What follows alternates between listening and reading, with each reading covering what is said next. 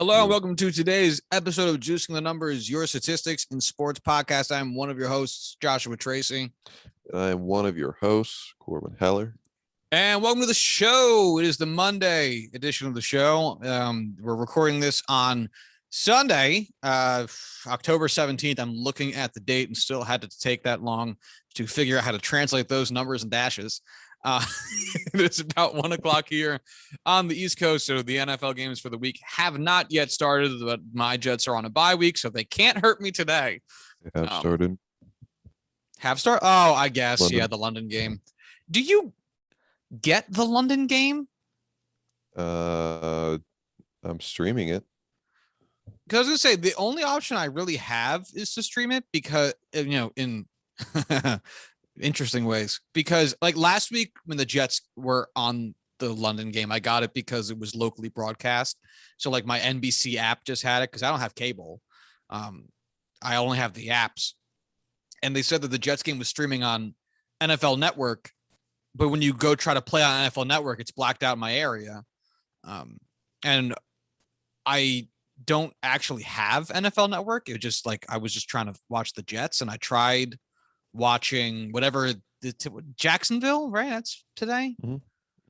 And it told me, you don't have NFL Network, you fucking peasant. And I was like, all right, well, I guess I'm just not watching this game this morning then. So I don't know what I was supposed to do about that. Jacksonville just won on a 55-yard field goal. They won? Mm-hmm. Jacksonville won? Mm-hmm. Wow. Truly is the end times. First win for Trevor Lawrence, man. And Urban Meyer's undefeated after fingering girls' buttholes. The ass blast is the key to success. These are clearly. NFL statistics that are correct.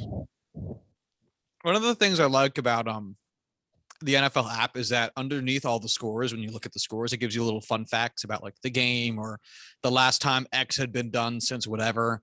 You know, like this is Lamar Jackson's first game with 900 passing yards. It's the first time that's been done since Tungsten Armored Oil or whatever. I can't wait for the fun fact under this one to be, this is Urban Meyer's first win since fingering the chick's asshole.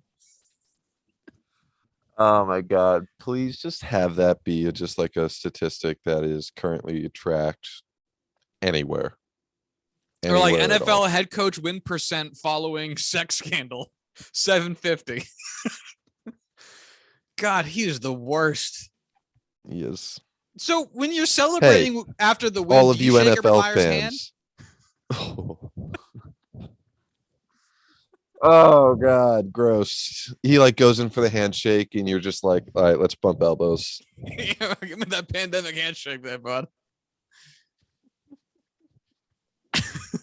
Oh, Jesus Christ. All of you NFL fans, I hated Urban Meyer before he came to this league. Yeah, the OG hatred, college football hatred, where it means something. Oh, anyway, so we are currently in the midst of our championship series for the MLB. Jeez. That's the toughest part about talking about the NFL and MLB in the same segments, because I translate the into MLB when it shouldn't be there. But so MLB is currently in its championship series. We didn't get a chance to talk about the conclusion of the Dodgers Giants series since it was still going at the time we recorded our last show. So since then, they had their game 5 and it had a controversial ending, as in the bottom of the 9th, with the Giants being the home team, in a 2-1 ball game, the Giants were down to their last strike. They had, I think, Wilmer Flores up to bat. They had a runner on. And, you know, in a 2-1 game where obviously the game is very close, anything could happen with a swing of a bat and drastically alter, the team's ability to win the World Series. If the Giants batter at the time that struck out, series over, Dodgers win.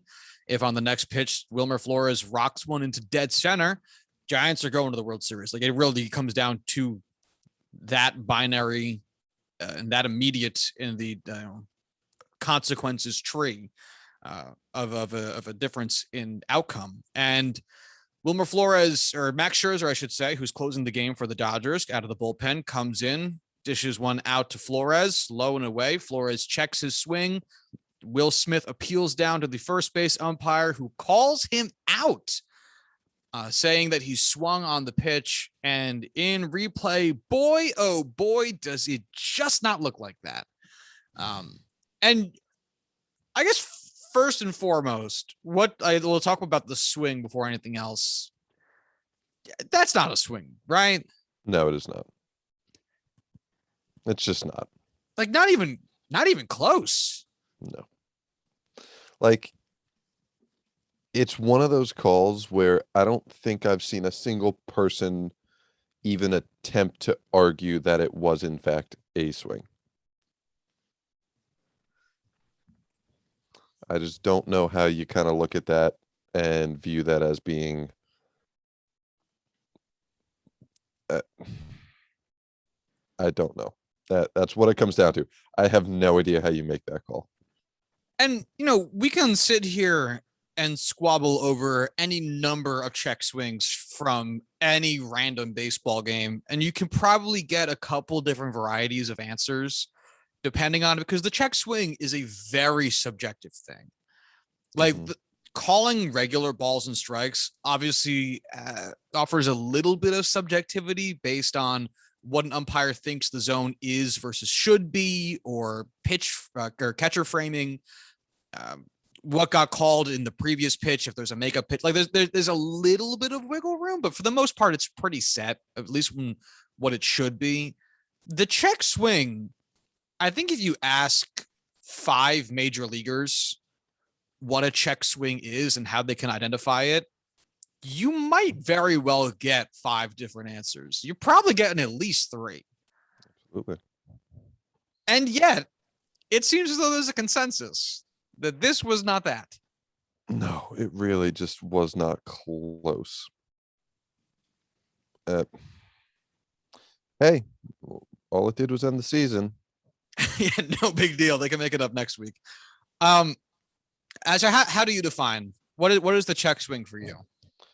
Or when does it cross the plane of being of check swing to swing? What is it? When the hands and the bat come around the body? When the bat comes in front, passes over the body, in front of the body? Yeah, so that's what I'm saying. Like, I've heard, all right, I'm gonna lay out all the different versions of this that I've heard, and I'll try to pick one I think I'll officially subscribe to. There's the idea that when the wrists turn over, okay, so that's one that I've heard, when because you're here, and then once the wrists start to move, you can call that the official swing. I've heard when the head of the bat crosses home plate, when the barrel of the bat crosses home plate.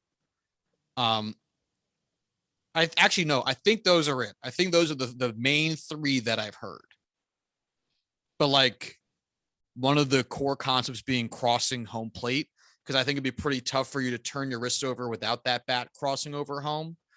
So I think there's some level of forward progress that has to happen.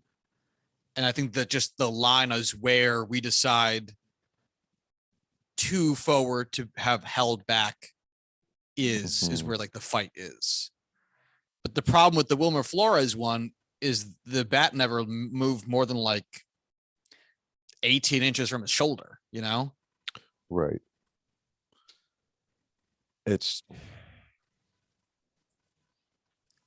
When you look at it, are you looking at it again?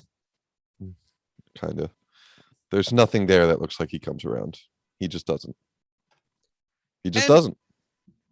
With that level of subjectivity, it brings into what I think is one of the more interesting points, or weirder, discussable points, which is the directive from either MLB or the MLB UA.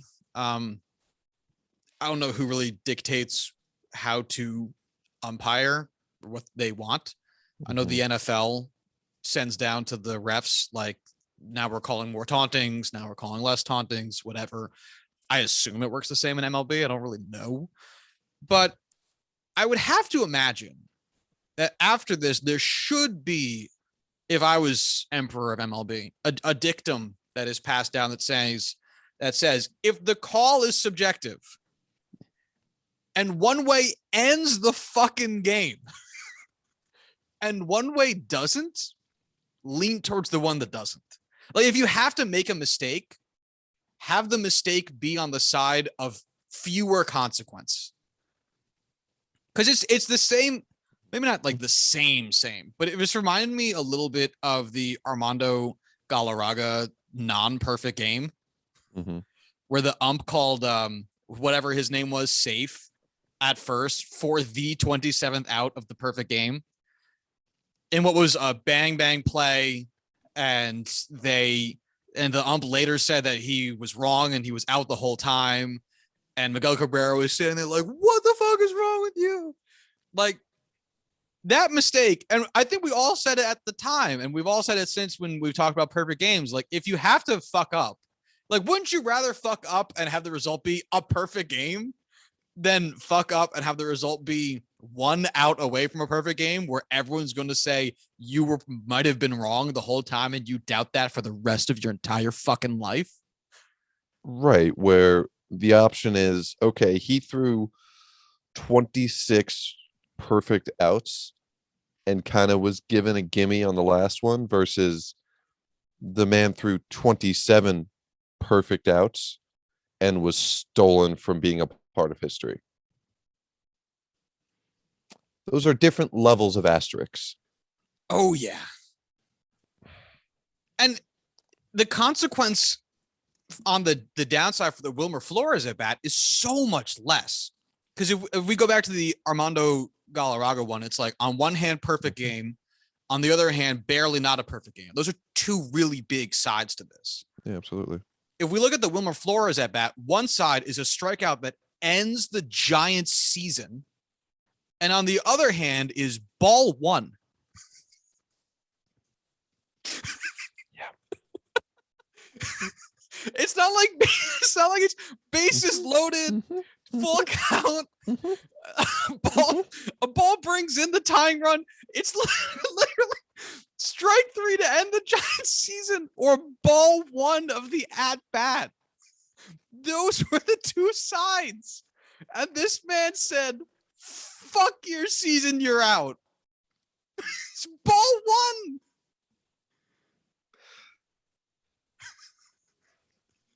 It's just like, you can't even get it to be more outrageous if you tried. Like, it's just straight up all around, just go fuck yourself. Just go fuck yourself, please. Just do it. I know, man. It really is. It's fucking wild. I mean, how, and that's what I'm saying is like, it the only way it could be worse is if he was flipping him off while giving him the jerk off like hand motion while he was calling him out. Yeah. Basically, if he just went, instead of the usual, he was just like, or just up your ass, buddy. He's a Los Angeles local. Just get fucked, dude. That's all you need to know. The only thing you need to take away from this conversation is you need to go fuck yourself.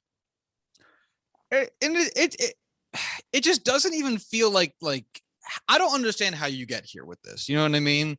Like, I don't understand how. So the old concept that I think we all heard growing up, that isn't necessarily real, but I think we all heard it growing up, is in baseball, on outs made on the base paths, tie goes with the runner.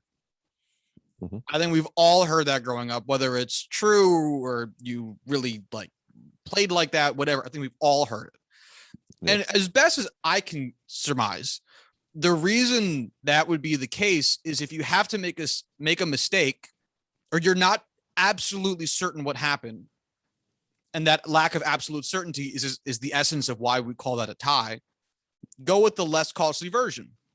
Because in baseball, getting on base is very fucking hard. It is a game where that does not happen most of the time. Most of the time, you do not get on base. So if you have to make a mistake, putting someone on base probably will be the less costly thing to do than calling them out.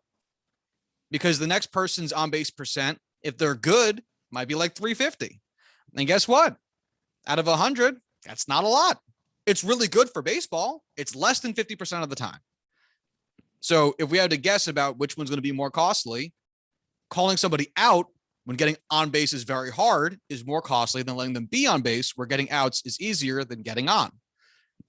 So you would think that that basic level of risk-based decision-making or probability-based guesswork would carry up towards the major leagues. And it just, this is why people call the ump show, which I think might be a little bit too derisive. I do think umps are like trying their best, but it's like, man, if you're not 1000% sure, go with the less costly option. Why would you end someone's season like that? Because fuck you. That's why. Because fuck you. That's why. What else? How else are you going to look at it? Just astonishing. Did you stay up for that, or were you asleep? No, I was not up for that. So I decided to stay up for that game because I was already exhausted, and I was like, fuck it, no amount of sleep is fixing this tonight. So I decided to stay up, and I remember just pacing around my apartment after that, and I was just like, oh my god, no. Wow. Oh no. I don't care about either of these two teams, but no. It was so god awful. I mean, because the thing is, even if it's the right call, even if it was absolutely the right call, that's a tough way to end your season. Oh, undoubtedly. It's just an absolute nightmare all around. Like, how do you go home? How do you ride the bus back to the plane? Like, how do you take that flight back home and come to terms with how you ended your season? Like, what is the silver lining? I guess the silver lining is we won the National League, or we led the National League all season. We finished with, the baseball equivalent of the President's Trophy. We played our hearts out. We should have gone on. Now we just need to come back and prove it next year. Sure. In reality, that's something you say to kind of make yourself feel better at night, and you still lost. You're still taking a long ride home when you don't really deserve to be the ones doing that. And that's going to be fucking tough. That's really got to be tough mentally, just to kind of come back from, to rebound. So this is another thing I was wondering after the game is, do you think it's easier for a team or a fan to have lost in a way where everyone mutually agrees you got fucked than to lose a game where you truly earned the loss? Like, would you rather have lost the game 20-0, where you just did not show up in any phase and you got your shit pushed in from every angle, where you can like really take the loss, like, woo, guys, we all fucked up today? Or would you rather your team gets railroaded by umpires, where even Dodgers fans are like, oof, sorry, no one wanted this to happen like this, it's not your fault? And you can go, all right, we would have won, but we got fucked. There's like that wiggle room in there. As a fan, I think I'd rather have a loss where you lost the game. You weren't good enough. You did not execute. You lost the game, because at least you can kind of look at that and argue, hey, the better team won. We're not going to be, if we're not the best team in the league, we're not going to be the best team in the league consistently. Yeah, we can play better than that, but we didn't deserve to win this game. You can kind of come to terms with that. And when you lost because of some bullshit, That's tough. That's just like mentally defeating. And it's hard because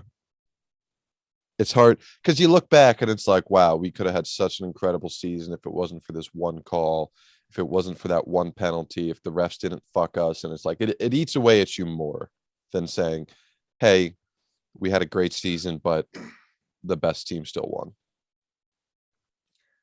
Yeah, I think I'd also like the certainty that we couldn't have done it. You know what I mean? Because there's and I do think that there is something to hold on to a little bit where you can at least act a certain way. If you get fucked out of the win, you can be like, all right, we could have done it. Like we totally had that shit. Wilmer Flores was absolutely going to hit a home run on the next pitch. Like I know it for a fact. And maybe the lies make it easier to swallow, but I think me as a person also is like, I'd rather know. Like I'd rather know for a fact that Wilmer Flores wasn't going to hit a home run. Like he was gonna get, it was an 0-2 count. The chances of him striking out at some point in the next like 4 pitches is very high, especially against Max Scherzer. So I think I would rather have the certainty of the loss and know that you lost fair and square. Especially because in games like this, and this is another thing that got talked about a little bit, is like you had 8 other innings to score a run. It didn't have to be the 9th inning where you managed to get to run number 2. You had 8 other innings. It's still not a great game. No, no, it was tough. But it was a hell of a series overall. The obviously any series that goes to game 5 is a hell of a series. But you got to look at it and say to yourself that the Dodgers offense showed up when it showed up, and the Giants offense kind of just showed up sometimes. For instance, game 1 was Giants 4, Dodgers nothing. All right. Game 2, Giants 2, Dodgers 9. Game 3, Giants 1, Dodgers nothing. Game 4, Dodgers 7, Giants 2. And then game 5, Dodgers 2, Giants 1. So, I mean, if I just lazily total all these up, let's see, that's 16, 18 runs for the Dodgers and 6, 7, 8, 9 runs for the Giants. So, I mean, the Dodgers outscored them 2-1, more than 2-1. It's honestly almost more of a shock that this series went to 5 games because of how prolific the Dodgers were at scoring when they did score as compared to the Giants, whose offense was a little bit more middling, and it shows up in the stats. Corwin, do you have any guesses as to like where Mike Yastrzemski, who played all 5 games, I would say to some degree, all 5 games, what his OPS was at the conclusion of the series? Oh, I couldn't tell you. I couldn't watch enough of the series to even give that an honest answer. 0. 0? 0. He finished the series with no hits, no RBIs, no walks, 4 strikeouts. Played in all 5 games. He had the same number of hits as Alex Wood. He finished with almost the exact same batting line as Logan Webb. I mean, that's just not good. Obviously, I just don't have words then. Yeah. Wow. Yeah. I mean, obviously, we're looking at small sample sizes here, but the Giants had, I don't know, let's call it 700 as our they did well baseline. 5 guys with over a 700 OPS. Brandon Crawford, who literally had a 700 OPS. Tommy LaStella with a 788. Buster Posey with an 850. Austin Slater with a 1,000. And Chris Bryant with an 1147 OPS. And if we go over to the Giants side of it, they also had just 5 guys. Gavin Lux with a 788. And then the other 4 guys above Gavin Lux all finished with over 1,000 as to only the 2 guys on the Giants that did. Mookie Betts with a 1055, Steven Souza Jr. with a 1167, Will Smith with a 1206, and then Albert Pujols in his 2 games and 3 at-bats with a 1333. And part of the other difference here is that the Giants, the Dodgers also didn't have a huge drop off after their top five. They had another four guys in the 600 to 700 range, whereas the Giants, after that 700 mark for Brandon Crawford, fell off a cliff.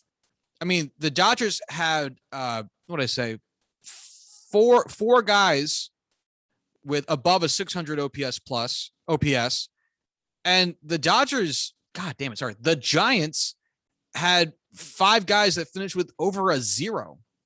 That's it. Number 6 in terms of performance after Brandon Crawford's 700 OPS was Darren Ruff with a 455. 6th highest on the team in that series. 6th highest for the Dodgers was AJ Pollock with a 697. 200 points higher. And obviously this is going to be a really solid pitching matchup. The Dodgers have a very deep pitching staff, and we talked about how, kind of kooky it can be looking at great pitching teams against great hitting teams and scratching your head one way or the other about what's happening, because if a great pitching team pitches great, that means that the great hitting team probably isn't hitting great, and vice versa. But there really was like no middle ground with the Giants pitching or Giants hitting. And you almost have to look at it and say that's probably by design. You're going to probably pitch around Chris Bryant to get to whatever schmucks behind him, or even 2 batters farther back on him. It's the same way every team pitches to Mike Trout. Right. You're going to pitch around Mike Trout because you know what Mike Trout does? Everything better than whoever the fuck usually hits behind Mike Trout. Mike Trout could be in an 0 for 30 rut, and I am still not throwing him the ball down the middle. 0 for 30 with like a 500 on base because he still takes his walks. Exactly. Stupid. But you still have to look at both teams and say they both would have made really great championship series participants, I guess. They both performed very well, even though the Giants hitting was not spectacular. It was timely, which is always exciting. Does that mean anything in terms of their ability to just kind of do that? Not really, but it was still fun. They showed that they could do it. So why not say that they could do it for 7 to 11 more games or whatever? Right. And the Dodgers obviously made it, so they're set. Of course. The best Dodger hitter by win probability added in the series was Cody Bellinger with 0.3, probably based entirely off of that RBI single he had in the top of the 9th in Game 5. After that, it was Mookie Betts with an 0.25. The best hitter on the Giants by win probability added was Chris Bryant with a 0.15. Wow, yeah, right. Shocker. He again finished with an 1147 OPS, which is just stupid high. Best win probability added pitcher for the Dodgers was Max Scherzer, which again really isn't much of a surprise, especially since he collected the save in Game 5. And even though he did not take the win in his first game, he did pitch very, very well. Just happened to let up the one run that was the death nail for the Dodgers. The best pitcher by win probability added in the series for the Giants, also really shouldn't be a surprise, is Logan Webb, who had 2 phenomenal outings, managed to pitch 14.2 innings in a 5-game series, which is just stupid. But ultimately took a no decision in his second game as the Giants lost his Game 5 outing in the late innings. So there you have it. And that brings us into the NLCS and ALCS, which is ongoing. But I guess since we're already talking about National League shit, we'll just keep it moving. The Dodgers are facing off against the Braves. Game 1 is already done as we're talking about it. But what's your impression of this series as it's getting started? Sorry, I didn't hear your sentence because I just saw a headline that LSU's coach Ed Orgeron, the second highest paid coach in college football at $9 million per year, and the guy who came in and brought LSU that national championship with Joe Burrow will not be brought back next year. Whoa, why? Because LSU has been really bad since Joe Burrow and Jamar Chase and Justin Jefferson, and all of those guys there who were drafted incredibly high because they were excellent players. Joe Brady left for the NFL. Turns out it was those guys making that team historically amazing and not Ed Orgeron, because the team's been really bad ever since. I think they are like 2 games under 500 this year. So yeah, that's going to be a massive buyout, and LSU is going to be hunting for a new coach. Damn. So could you ask your question again? Yes. What is your impression, even though game 1 of the series has already happened, of this Dodgers Braves matchup, which will be hosted by the Braves, since even though they won 18 fewer games in the regular season, they did win their division. So there's that too. I don't know how it's going to be competitive in the same way the Giants series was. Again, we talked about it last week. We talked about it the week before. Anything can happen, but it's incredibly unlikely that it does. I mean, the Dodgers are just too complete, too deep, too dominant with their pitchers. I mean, they have 5 guys that can go out there and throw absolute gems any given day. They have a great bullpen. They have a lot of great depth in their batting order. I just do not know how that's going to be an overcomable obstacle for the Braves. Were those all correct words? Yeah, I think I nailed all of them. Sure. Yeah, nailed is a subjective word, but sure. I would agree, and I think if you had asked me right before this series started, I would tell you not to be mean to the Braves or to downplay what they've done this season, but if I was to predict a sweep in a 7-game series, this would be the series I would predict a sweep in. And again, it's not to be mean to the Braves. The Dodgers are a machine of an organization. They've played excruciatingly well this year, and are better at everything that the Braves do than the Braves are.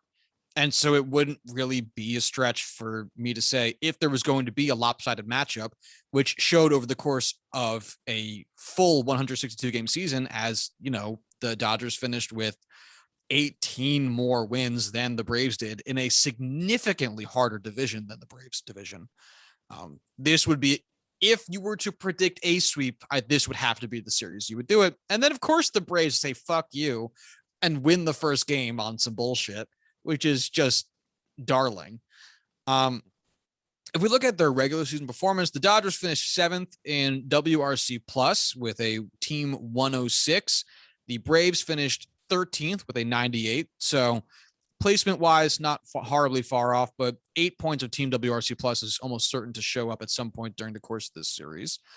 And by ERA, the Dodgers finished with the best team ERA in all of baseball this year, with a 3.03 to the Braves' 8th place finish with a 3.89. So both teams, again, do both things fine to great. The Dodgers are just better at both things. I know that's very reductive, but here we are talking high level, so I'm getting used to it.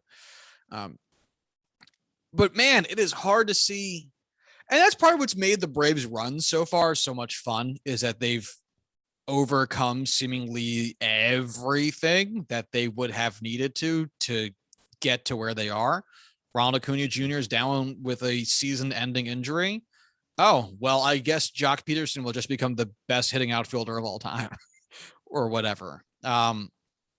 Max Fried becoming seemingly Sandy Koufax overnight and just deciding, I'm going to throw like 9 Maddoxes this season and you will all accept this. And we're just like, yes, daddy, go for it. Yes, daddy.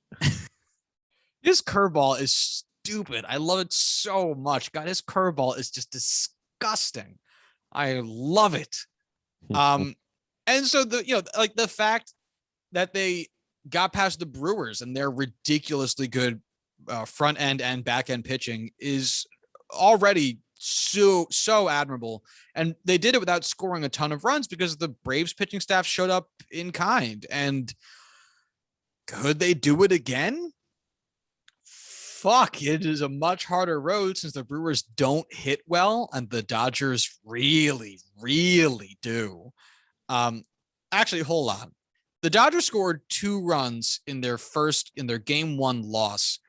How many runs do you think was the most runs that the Brewers scored in a single game Whole season? against the Braves in their 4-game set? I don't know, 6. 4. Oh, jeez. Yeah, the Brewers scored 2 runs in their first game, got shut out the next 2 games, and then scored 4 runs in their last game. So the Dodgers' 2 runs against the Braves is already tied for the second most runs that pitching staff has allowed all postseason, which is a ludicrous sentence. But here we fucking are, man. Like the Giants allowed a 9-run game against the Dodgers. And so far the Braves have allowed at most 4, granted against way worse pitching or batting, but still. So I still would pick the Dodgers. And I think if you told me the Dodgers won the next 4 straight to win in 5, I would not be surprised. Like if you told me that the Braves are going to win this series, I am going to have to assume it's going to go 7 games and they barely win by the skin of their teeth to make the World Series. But this is baseball. You know what would be very poetic? I think it would be a real blast is if the Braves won a game 7. Granted, it's against the Dodgers, not the Cardinals, but somehow managed to win game 7 on a really shitty infield fly rule call.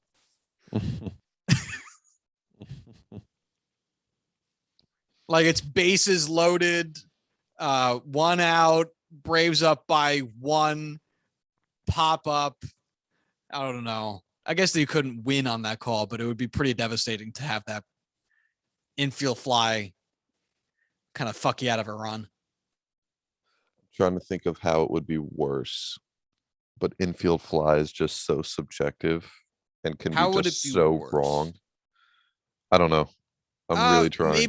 Maybe if the Like a Braves dropped- lost on the back of a Maddox, they Fair. get Maddoxed. Or like a dropped strike 3 that I'm trying to think of like how that could just compound into just truly heartbreaking final play. Like a drop strike 3 going to throw him out and like wild throw, I should say, and bringing in like 3 runs to win it. Ozzy Albies mid-game realizes he's massively underpaid and decides to botch the game. Bases are loaded. Soft ground ball to Albies. Wait, he's arguing about his shitty contract. He throws the ball into the stands. You know what? 3 No. runs will score. Bases loaded, bottom of the 9th, and I guess is Will Smith still the closer for the Braves? Oh, I guess, yeah. Or they put Max Fried in there to close out the final game against the Dodgers, and he balks a run in. Actually, this would, if it was game 7, we're gonna have to keep remembering this. It would be home for Atlanta. They would be in Atlanta. So stupid. Oh god, like the entire stadium on their feet, like they're gonna go to the next round, like they're gonna make it, like this is destiny, and they just balk in a run. That'd be tough. I'm trying to think of what would some other devastatingly Atlanta things be. I don't know. Anything, man. It's baseball. Who knows? But Jock Peterson's been fun. The Atlanta team, I gotta say, has been a lot of fun. But you don't win games on fun differential. Sorry, Mariners. The ALCS is also underway. As of right now, there are 2 games in. So far, the series is split 1 game apiece, as the Astros took game 1 by the skin of their teeth when a 5-4 win, and then the Red Sox came back and just pounded the Astros asshole as they knocked in 2 grand slams in the first 2 innings of the game. Oof, ouch, my bones. They actually also got a third home run, and I think the third or fourth inning when Enrique Hernandez hit a solo shot. They ended up not scoring for the rest of the game. Watch out. But the Astros only managed to collect another 5 runs in that game and took the loss. Man, I see a lot of people, especially Yankees fans, going like, fuck, we got to watch the Red Sox in the World Series. It's one game. It's one game. Who cares? The Astros could have lost 25-2. It's a single game. You don't get the World Series by run differential. So one different run differential in game 2 after winning game 1. Right? With also the Red Sox best 2 starters going 1 and 2, like, all right, now that you're past Nathan Eovaldi, who gives a fuck about the rest of the Red Sox pitching staff? Yeah, the Red Sox, known for their pitching depth this year. Yeah, right? I mean, like, you just got past their 2 best start. You put up 5 runs in the Eovaldi start. Like, you're probably fine. Did you put up all 5 against Eovaldi? No, but you put up 5 by eventually getting into the bullpen. Like, shut the fuck up. Oh no, Tanner Houck, he's gonna win the Cy Young this year. Better be putting the fear in the players. Jesus. I know. I mean, like, the Red Sox don't play the Astros all that much during the season, or vice versa, because non-divisional rivals. So, like, yeah, maybe the Astros just need to get used to seeing killer Garrett Whitlock once or twice before they figure it out. I will say nothing. I saw a stat today that should give some hope to Houston fans and also really hurt any Cardinals and Dodgers fans. Jose Altuve has more career postseason home runs than Albert Pujols. Yeah. That doesn't sound right to me. He also tied Jeter with his 20th this last game. And I think that's the most by a middle infielder. So now Jose Altuve is tied, which really goes to show you how much that dude hits home runs and how often he is in the playoffs. Mm-hmm. I mean, dude's 5'3" and just mashes the ball. What can you say? Know. I mean, how does like a 5'2" dude just go out there and hit 400-foot home runs? Like, how does that 5'1" guy just go out there and keep it? How is that 5-foot kid? How is that 4'3" player able to hit the ball so far? I mean, the bat's like 6 inches taller than it. I think every time we bring him up, we should just subtract an inch from his height. Yeah, that would be good. Kyler Murray out there just, hitting home runs. I also saw during the broadcast of game 2, it felt pretty wild that Mickey Mantle has, I think, 18 playoff home runs. Wow. He played when there was only the World Series. Like, Jose Altuve has 20 career postseason home runs, and he's playing in the wild card era. Yeah. So you have a lot of series to collect all those home runs. When did they add the conference and division series for the playoffs? All right, hold on. When did the ALCS and NLCS start? Let's see. 1969. 1969 was the first year of the CS. And let me just double check myself, but I'm pretty sure Mickey Mantle was retired by then. I thought he retired in like 65. Mickey Mantle retired in 68, so 1 year beforehand. Wow. Which means he collected all. Actually, I'm on his baseball reference page now. Let me just postseason batting. Yeah, 18 home runs. Damn. Dude, he had 3 separate 3 home run games in the World Series. There's a reason Mickey Mantle is considered one of the best. Oh, sorry, hold on. That's by year, not by series. My bad. So 3 separate 3 home run World Series. Yeah, so take that. Wow, and they lost 2 of them. That's so funny. So they beat Brooklyn on a 3 home run series for Mickey Mantle. Then they lost to Pittsburgh in the 1960s walk-off from, Bill Mazeroski, which you can't even be mad. And then they also lost the 64 World Series against the Cardinals with a 3 home run series from Mickey Mantle. Damn. That's just fucking nuts. Cause I mean, like, all right, hold on. Now let's go deeper. Jose Altuve. What do you think the most home runs he has in one series is?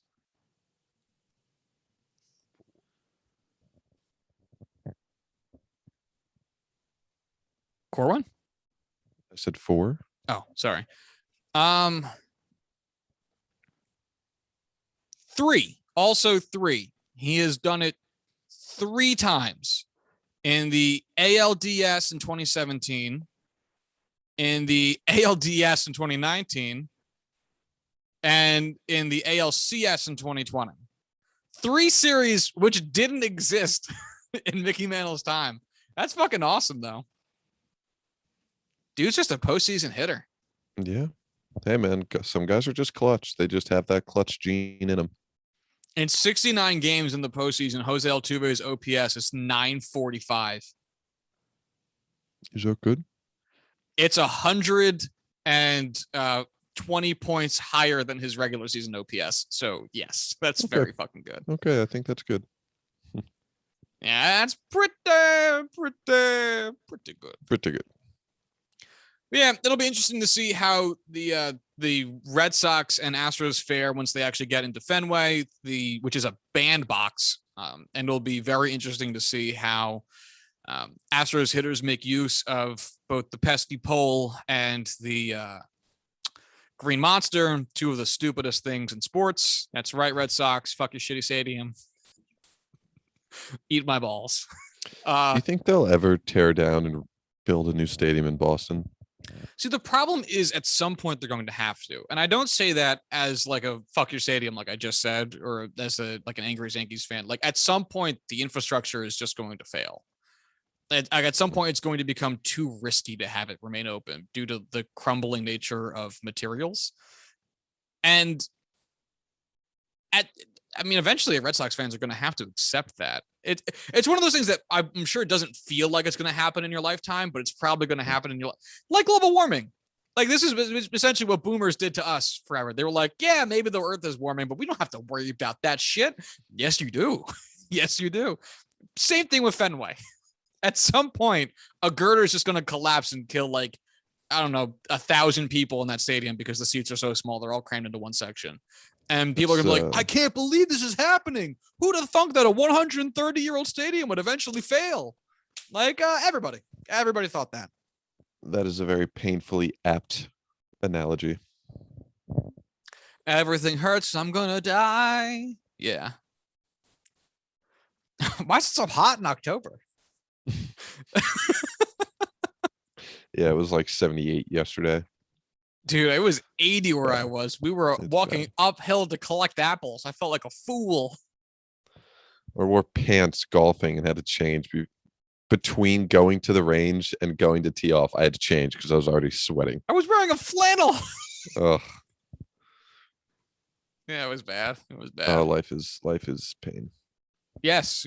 And then eventually you just kind of die. It's great. The big sleep. Sounds lovely. Oh, this is why you listen to baseball podcasts, from the inevitable realization of death. You're welcome. I think that really pretty much covers what's going on in postseason ball right now. Unless you can think of any other baseball topics for the moment. What is baseball? Life. Yankees have not yet brought back Aaron Boone, but they have also announced that they are not issuing new contracts to Marcus Timms and Phil Nevin, most notably. Other guy on the cutting board? Chopping block, whatever, was also the one of the hitting approach coaches underneath Marcus Timms. So there is a shakeup going on. What would you say? Nevin was one of the hitting coaches? Yes, yeah. Phil Nevin is gone, as well as Marcus Timms, and who's the other guy? Hold on. Oh, PJ Pelletier. There we go. He's also gone, who was the assistant hitting coach. So which is to be expected. Phil Nevin, who I think a lot of Yankees fans should probably feel good about him as a guy. He seems like a really good dude. He was, I think, a pretty good locker room presence from what I've heard. But oh my God, he cost the Yankees several wins this year with just really bad sends. And if you're going to have a shakeup, the third base coach, who seemingly doesn't do anything but third base, which is weird. Third and first base coaches are like the history teachers of MLB coaching staffs, because it's like history teachers never just teach history. It's like all your history teachers are also like the track and field coach or like the women's volleyball coach. Like no one. My history teacher was like the ski and snowboard club supervisor. Right. Like there's no history teacher in a high school in America that doesn't have to add value by coaching a sport. Like I remember I had a history teacher in high school who told us, like, you know who can teach history? Literally everyone. So he was like, you have to be able to do something else to keep your job. And I'm like, that's so facts you read from a book. Seriously, like your math teacher has to be able to coherently explain math, and same thing with like your science teachers. Your history teacher is like, yep, America blows. Let's go grab that volleyball. No. U.S. history taught in schools is only U.S. positive. Oh, yes, we are a perfect nation. Can you believe Columbus discovered this shit? No one was here. Indians taught us how to grow corn. Man, Corwin, you are blowing out this mic right now. I don't know what's happening. I'm sorry. You're so aggressive and so loud. I'm so unaccustomed to it. I know. I'm a yeller today. What can I say? Yeah. I'm actually not talking any louder or less. My microphone is just trash. Yeah, maybe just hold it like a foot away from your mouth. Can you hear me now? Actually, yeah, you sound crystal clear. Oh, cool. Perfect. Just put it on your chest again. After years of being told I have to have it as close to my mouth as possible, I'm now being told to pull it back. Yeah, just out in. You know how it goes. Mm-hmm. But anyway, back to Phil Nevin. It is weird that he was like just the third base coach, because usually your first base coach and your third base coach are like, yeah, he's the infield coach and the first base coach. He's the base running coach and the third base coach. And as far as I could tell, Phil Nevin was just the third base coach, which is weird. But anyway, not bringing him back seems like it was probably going to happen. Not bringing Marcus Timms back seems it feels a lot like when Girardi got fired. There wasn't anything necessarily overly wrong Girardi was doing. It just kind of felt like time. And I honestly also don't really blame Marcus Timms for what was happening with the Yankees hitters. Like, I fail to see how it's his problem that everybody sucked, in part because of the no longer juiced baseball. Like, that just doesn't.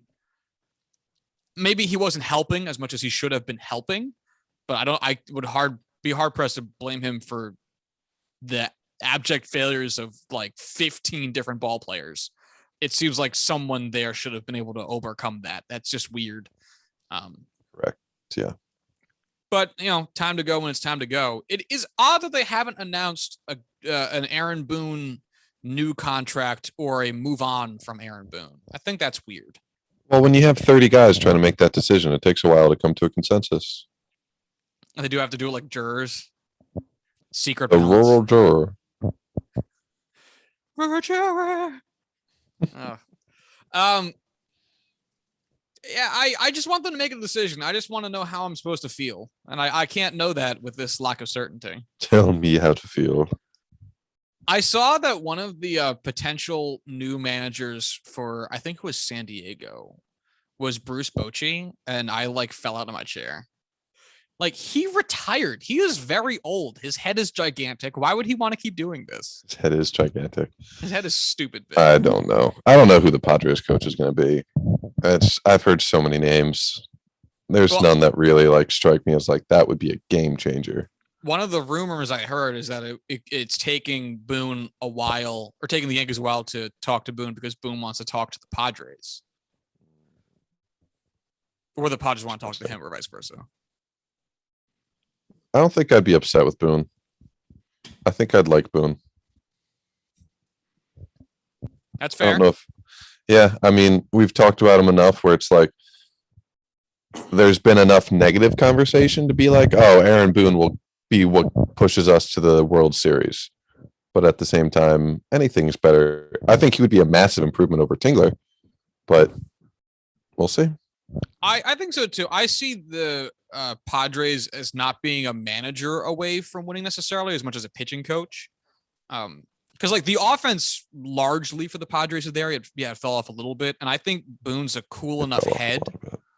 I know. I think Boone is a cool enough head and a nice enough guy that if things move well with the Padres, which I think they would with another year of being a complete roster and another year of a year of a different pitching coach to help make some improvements on that side of things, that having just like calm, nice guy will probably get him far enough. Like he doesn't need to be a big locker room personality because you have other dudes in there that will be. Whereas the Yankees have Aaron Judge, who's got like a little bit more personality than Derek Jeter, but having a little bit more personality than Derek Jeter still isn't a lot of personality. So and he's just going to be a guy that won't throw his players under the bus for hitting home runs. So how dare he?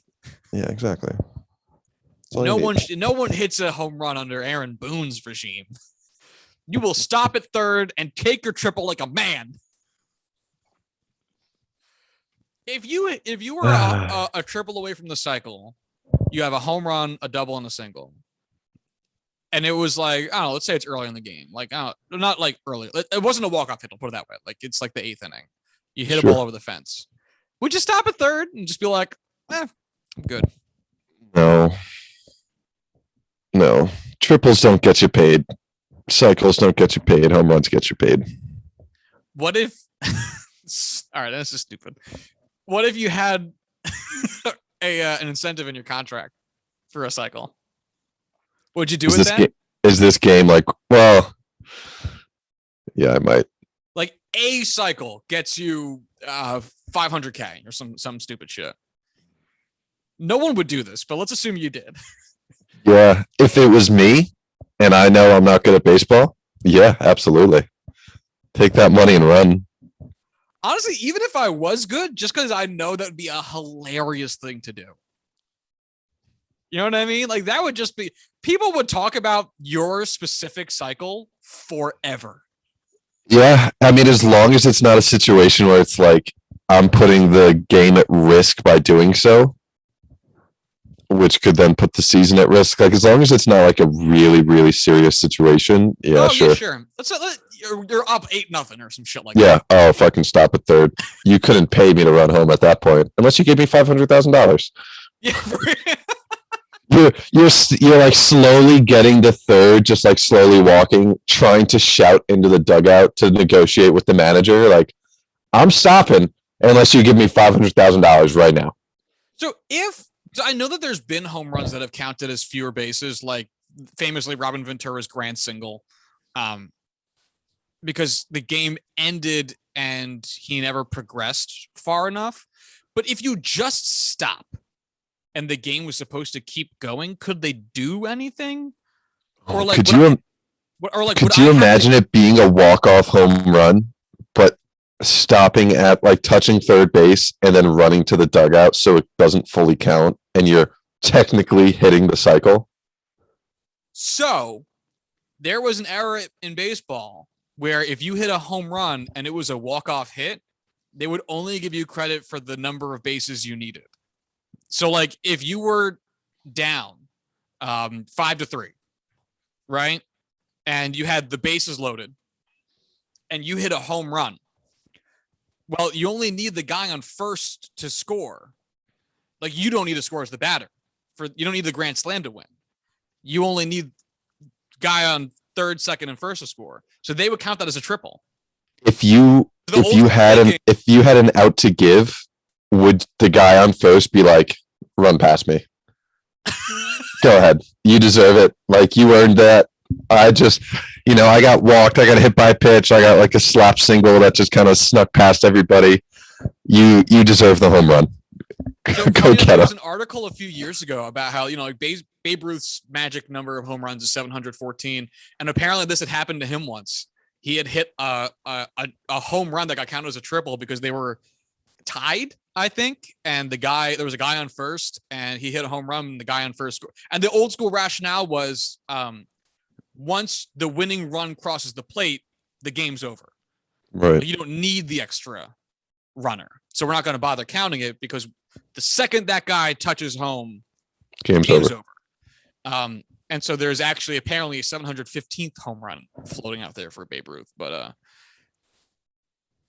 because I wonder if the alternative is like, do I get myself ejected after touching third? Like, do I get to third and then like look at the ump and be like, punch an umpire in the face? yeah, right? Like, do I like dap up my third base coach and then just like pop the third base ump, just like right in the fucking noggin? As you're running into third, just form tackle the third baseman and get yourself ejected. You just cup check the third baseman on the way around the bases. Yo, you run to third and just run straight into the dugout. Just go fuck yourself. Flip off all the umps. You know, moon the TV cameras as you run by. It'd be fucking funny. Oh man. What the fuck were we talking? Oh, Aaron, yeah, that's right. So no real updates with the Boone situation outside of those coaches being let go. We'll see if they hire anybody. Who the fuck knows who they would hire? I have as little as we know about who would get hired as potential managers for teams like the Padres and Yankees who are currently shopping managers. I have no idea where you even begin to hunt for a new hitting coach. I would assume the minors and other major league teams, but fuck, do I not know who the fuck those candidates would be? So, oh well. In other news, Zach Ertz got traded from the Philadelphia Eagles over to the Arizona Cardinals. So he is once again one of those players who went to bed on a shitty team and woke up on an undefeated team, as has happened to one of the Jets players a few years ago when we were like 0-7. He got traded to some team who was like 8-0. I forget what that one was. But yeah, he is out. He is a Cardinal. It is kind of wild. That's a scary fucking offense. Like, the last thing they needed was to add more receiving weapons. Just DeAndre Hopkins, AJ Green, Rondale Moore, Christian Kirk, Zach Ertz. Dominant quarterback and Kyler Murray. Yeah, you have James Conner and Chase Edmonds in the backfield. Like, those guys aren't world beaters, but those are two guys that complement each other super well, and that's just a stupid offense. Zach Ertz so far this season in 6 games has been targeted 31 times with 18 receptions, 189 yards. That's 10.5 yards per reception. He has collected 2 touchdowns, is on a receptions per game of 3, a yards per game of 31.5, and a catch percent of 58.1. which are all down from 2 seasons ago. They're up from last season for the most part. 6.1 yards per target would be the second lowest of his career. But at the same time, he's splitting time with Dallas Goedert there. You know, like, he's not the starter, A1 starter. You know, like he's on a team with multiple very good tight ends, and yeah, it's hard to rack up those numbers when you're splitting time. And he's a veteran presence at this point. He's a good blocker. Like, there's a whole bunch of other reasons for Zach Ertz to be such a ridiculous threat with that Cardinals team than just his raw receiving skills, which I think for the most part is safe to say is very much so still there. In return, before we move off of tight ends, Chris Herndon, of all people, just caught a touchdown. New York Jets finding success outside of New York. What team is Chris Herndon on now? The Vikings. I completely missed that. Oh my God. Is he really? Yes. Yeah, he got traded not too long ago.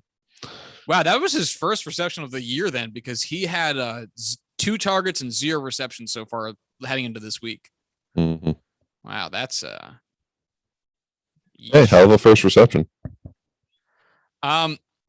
So Zach Ertz got traded to the Cardinals in exchange for cornerback Tay Gowan and a 2022 5th round pick. Corwin, do you have anything on Tay Gowan? No idea. Never heard of him. Tay Gowan. I'm sorry, Tay, if I'm pronouncing your name wrong. He's 23 years old out of Covington, Georgia. He played Do I have a college? Dude, did you go to college? He played football at UCF and was drafted in the 6th round in the 2021 draft. Okay. University of Central Florida, for anybody like me who wasn't entirely sure what UCF stood for. Yeah. So they get a cornerback and a 2022 5th. Does that seem right? Yeah, it does. I mean, Ertz has a pretty sizable contract. You know, Eagles have been trying to get rid of him for a while, and at the end of the day, it's, you know, they're just trying to get him going, get something for him. They need corners too. They really do. It's so tough because, you know, I think Zach Ertz had just said last season he wants to stay an Eagle forever, and the reality is, no, you do not get to be an Eagle forever, because the Eagles decided you were too expensive. Mm-hmm. Yeah, 2021 salary actually isn't outrageous. $5.6 million. That's very expensive. Is it that expensive? 5.6 million? Yeah, I don't know. Maybe for what he is. I mean, last year it was 12.4. Yeah, all right, touche. Yeah, well, touche. You got me there. It's tough to have too many good players, even if they aren't the great players they used to be. Zach Ertz still good. So yes, he is.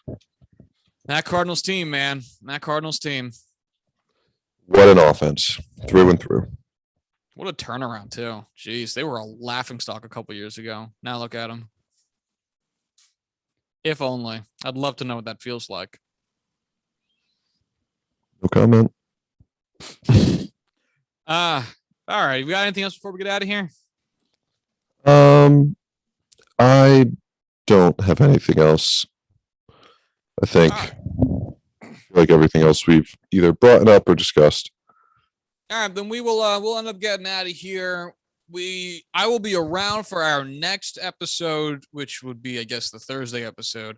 And then after that, I'm going to be gone for a little over a week, checking out Austin, Texas. So I will not be, our recording schedule will be basically non-existent. We'll try to put out an episode between the championship series and the World Series to just talk briefly about what happens in the conclusion of both the American League and National League championship series, and then how that matchup carries into the World Series. But it probably won't be much because I'll be on vacation and fuck y'all. I'm going to be eating barbecue. So yeah, but I'll be around for Thursday episode, so you'll have to wait till then. In the meantime, if you'd like to follow the show on Twitter, you can do so at ChoosingPod. If you'd like to hit up Corwin on Twitter, you can do so at Corwin Heller. If you'd like to follow myself on Twitter, you can do so at Joshua D. Tracy. And if you'd like to send emails to the show, you can do so at choosingthenumbers@gmail.com. And until Thursday, y'all have a good one. Bye.